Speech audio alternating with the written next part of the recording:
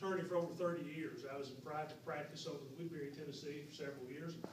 And then I too became a prosecutor and prosecuted people for 5 years. I've been your public defender here since 1989. I also teach criminal law in the criminal justice department here on campus. So if any of you ever need that, come see me.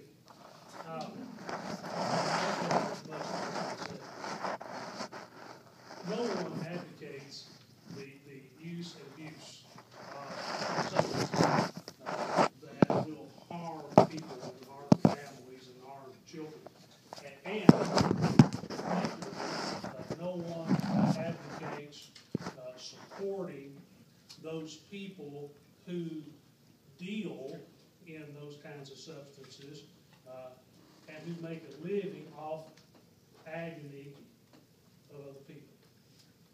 But that being said, it's time that we look at, on a fundamental level, the approach that we use in this country for our drug laws, and begin to fundamentally reassess how we do things. In our nation, we incarcerate more people annually for drug offenses than any other, I'll use the term civilized country. Maybe I should say Western country, because that's just simply true. We incarcerate more people for drug offenses than any other Western country, and yet our rates of drug abuse generally exceed those of what we see in other countries. And so you have to ask yourself, well, what are we doing wrong?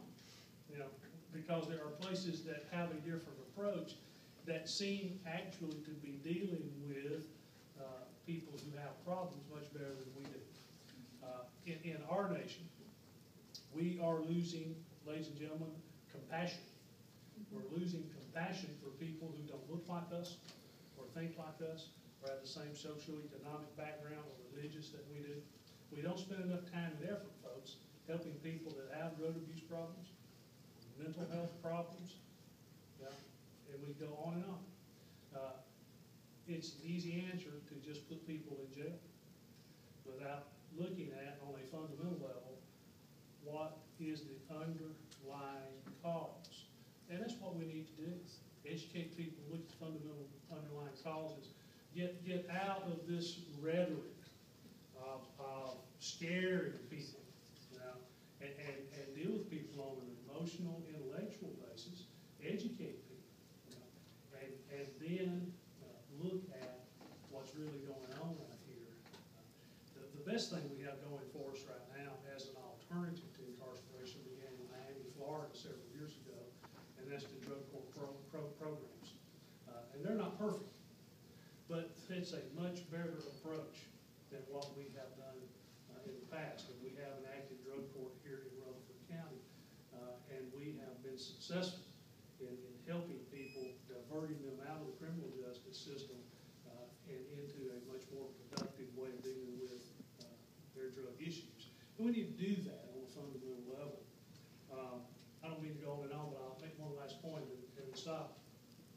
The scientific community has done a good job, both on the state level and the federal level, of looking at all the different types of drugs that are available and scheduling those drugs based upon their tendency for use, abuse, whether they have any legitimate properties or whether this is just a substance that has no redeeming value.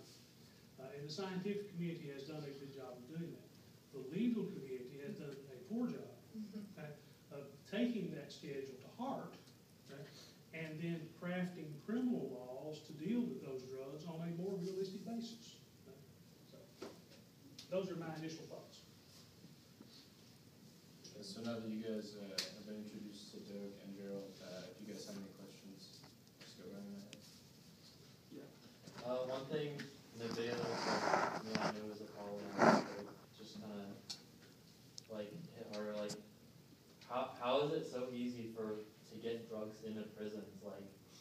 Like the most locked down, secure building in the world. How is it so They easy? can't even keep it out of there. Yeah. Prisons are no place is absolutely secure. All right, we live on the idea that there are places that are just absolutely secure, but even in a prison environment, there are people who have access behind the scenes, so to speak. Airports are not completely secure. I mean, those of us who fly, you know, we're used to going through and being screened and x-rayed and whatnot, and you realize that behind the scenes, whether it's baggage carriers or whatnot, there's a lot of free access in and out, and the same thing's true with prison. The other thing you can't underestimate is the free enterprise system. It's as simple as that, ladies and gentlemen. If there's money to be made, then someone will figure out how to get the drugs where the money is to be made. And there's a cottage industry behind the bars, furnishing drugs and everything else you need. You can find cell phones, cigarettes, you name it, in penitentiaries, because there's money to be made, and those things trade like currency behind the walls. Anytime you have people, you're gonna have corruption, and I'm not saying everything comes through prison guards, but I would look closely there, and then just the incentive, like you're talking about, people walk in all the time, fake heels in their shoes with Xanax or whatever, because of the value they're gonna get, so I agree 100% with what he's saying. I have a question. Yeah. So,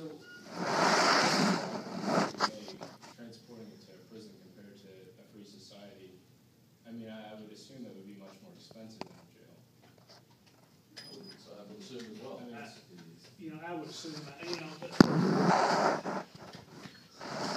be honest with you, when we begin to talk about profit in drugs, it is my personal opinion that the profit side is overstated by law enforcement.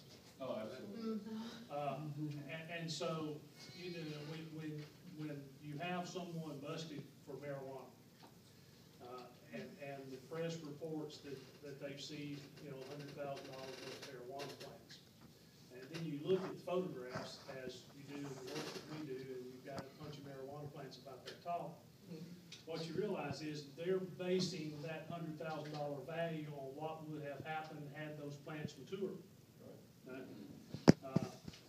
And the point I have tried to make for years is, you know, if you go to somebody out in the country that raises tobacco, and try to convince him if he's putting seedlings out that he's got a profitable crop, he'd laugh at you. So to answer your questions, I don't know what kind of profit is literally to be made. Do people make money off drugs? Yes, they do, or they wouldn't keep doing it. But do they make the kinds of money off drugs that are to be made? Not at the street level. Okay? There are people high in the chain who make a lot of money. Okay?